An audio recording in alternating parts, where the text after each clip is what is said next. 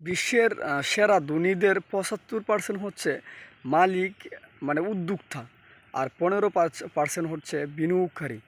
আর ৭% হচ্ছে খেলোয়াড়। আর ৩% হচ্ছে আর্টিস্ট।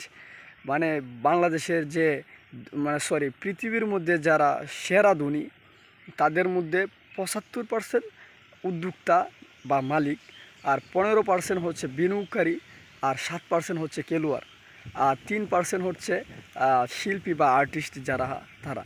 তো আসলেই যে, মানে কর্মচারী যারা, তাদের কিন্তু পার্সেন্টেজটা জিরো। যারা কর্মচারী বা যারা অন্যের অধীনে চাকরি করে, তারা কিন্তু বিশ্বের যে টপার, তাদের মধ্যে কেউ নাই বা হতে পারে না, হতে পারবেও না।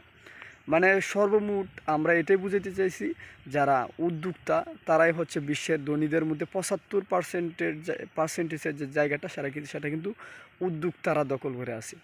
এরপরে হচ্ছে ১৫% যারা বিনিয়োগ করে বিভিন্ন খাতে, কোনো একটা খাতে ইনভেস্ট করে, তাদের তারা কিন্তু হচ্ছে বিশ্বের যে ধনী তাদের মধ্যে ১৫% তারা দখল করে আছে।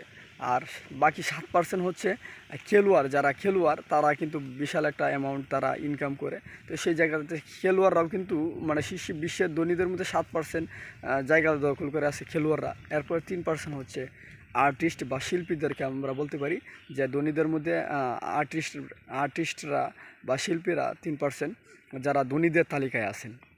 তো সর্বোপরি আরেকটা কথা হচ্ছে, যারা কর্মচারী, যারা অন্যের অধীনে চাকরি করে, তারা কিন্তু যে ওই যে বিশ্বের যে ধনীদের খাতারে কিন্তু তারা যাওয়ার কোনো অপশন নাই বা নেই। সেই কথাটাকে বোঝানোর চেষ্টা করছি। ধন্যবাদ। এমন খুঁটিনাটি আরও বিষয় জানার জন্য সাথেই থাকুন। ধন্যবাদ।